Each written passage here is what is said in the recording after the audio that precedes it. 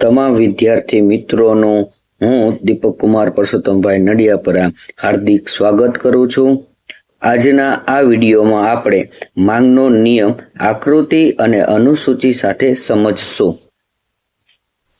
વિદ્યાર્થી મિત્રો, અર્થશાસ્ત્રમાં માંગ એટલે કોઈ એક ચોક્કસ સમયે અને કિંમતે ગ્રાહકની વસ્તુ ખરીદવાની ઈચ્છા, શક્તિ અને તૈયારીને માંગ કહેવામાં આવે છે.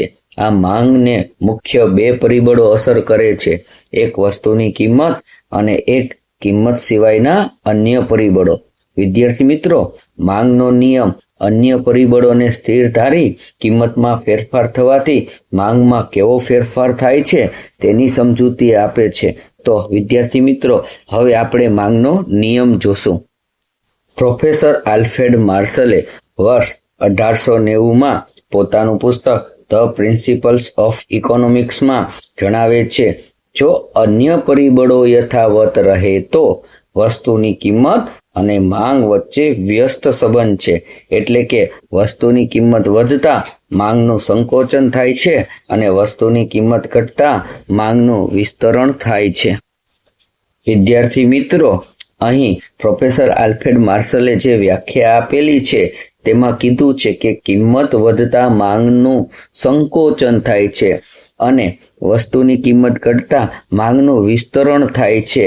અહીં વધારો કે ઘટાડો શબ્દની જગ્યાએ સંકોચન અને વિસ્તરણ શબ્દ લખવા પાછળનું મુખ્ય કારણ એ છે કે માંગની જ્યારે આપણે આકૃતિ દોરશું ત્યારે આપને ખ્યાલ આવશે કે અહીં આપને એક જ માંગ રેખા મળે છે.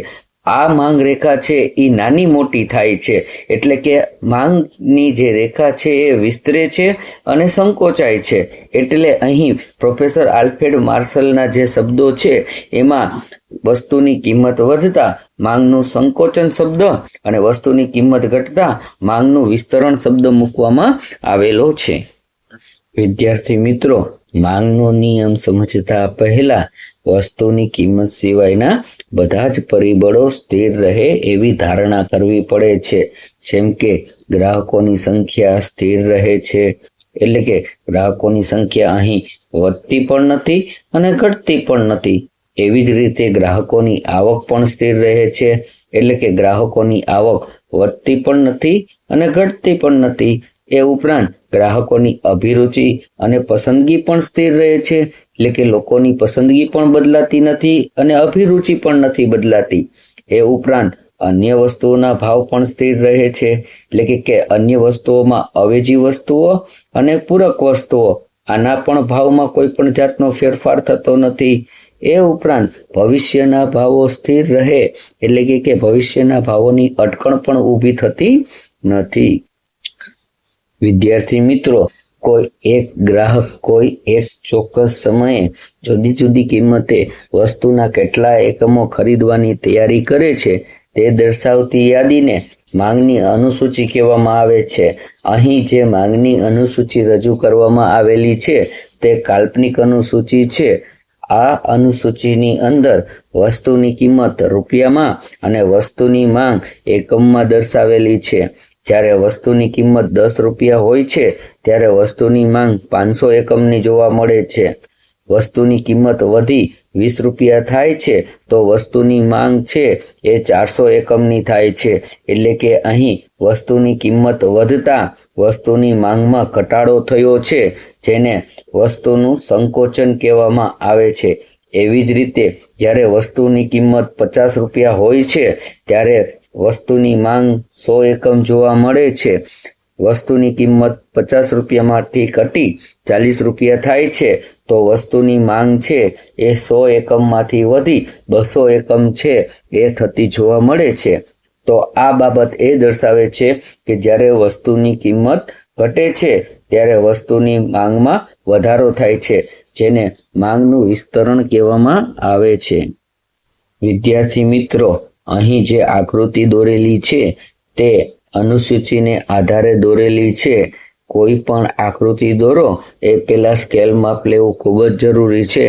તો વિદ્યાર્થી મિત્રો, હંમેશા યાદ રાખો સ્કેલ માપ આકૃતિમાં જમણી બાજુ ઉપરની તરફ છે એ લખવું ખૂબ જ જરૂરી છે, જેથી કરી આકૃતિ યોગ્ય કદની બને, નહીં તો આકૃતિ કાં ખૂબ જ નાની કાં ખૂબ જ મોટી બની જાય. આ માટે સ્કેલ માપ છે એ ખૂબ જ અગત્યનું છે. એક્સ અક્ષ પર 1 સેન્ટીમીટર બરાબર 100 એકમ દર્શાવવામાં આવેલા છે અને વાય અક્ષ પર 1 સેન્ટીમીટર બરાબર 10 રૂપિયા દર્શાવવામાં આવેલા છે. આ સ્કેલ માપને આધારે વિદ્યાર્થી મિત્રો તમારે OX ધરી પર વસ્તુની માંગ દર્શાવવાની થશે અને OY ધરી પર વસ્તુની કિંમત દર્શાવવાની રહેશે. આકૃતિમાં જોશો વિદ્યાર્થી મિત્રો તો A, B, C, D અને E બિંદુને જોડતી રેખા D એ માંગ રેખા છે. આકૃતિમાં જોશો વિદ્યાર્થી મિત્રો ત્યારે તમને ખ્યાલ આવશે કે આ જે માંગ રેખા છે એ ડાબી બાજુ ઉપરથી જમણી બાજુ નીચે તરફનો ઢાળ જોવા મળે છે. આ ઢાળને ઋણ ઢાળ કહેવામાં આવે છે અને જે આકૃતિનો ઋણ ઢાળ હોય તેની વચ્ચે રહેલા જે સંબંધો છે તે વ્યસ્ત સંબંધો હોય છે. તો અહીં વસ્તુની કિંમત અને વસ્તુની માંગ આ બે જે ચલ છે એના વચ્ચે વ્યસ્ત સંબંધ છે એ જોવા મળે છે. વિદ્યાર્થી મિત્રો જ્યારે આકૃતિ દોરાઈ જાય ત્યાર પછી તમારે તેનું વિશ્લેષણ છે એ લખવાનું થાય છે.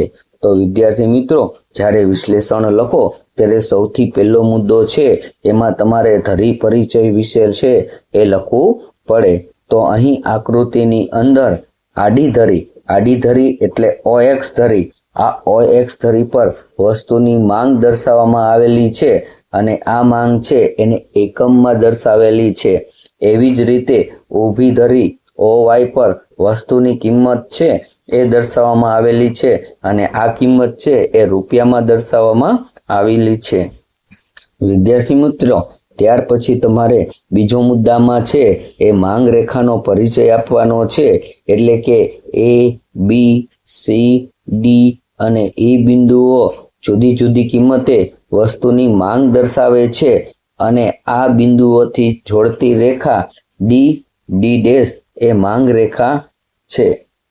ત્યાર પછી વિદ્યાર્થી મિત્રો તમારે એક મુદ્દો છે એમાં માંગનું વિસ્તરણ વિશે અને એક મુદ્દામાં તમારે માંગનું સંકોચન વિશે છે એ લખવાનું થાય. જેમ કે એક મુદ્દામાં તમે આવી રીતે લખી શકો કે E બિંદુએ ₹10ની કિંમતે 500 એકમની માંગ છે.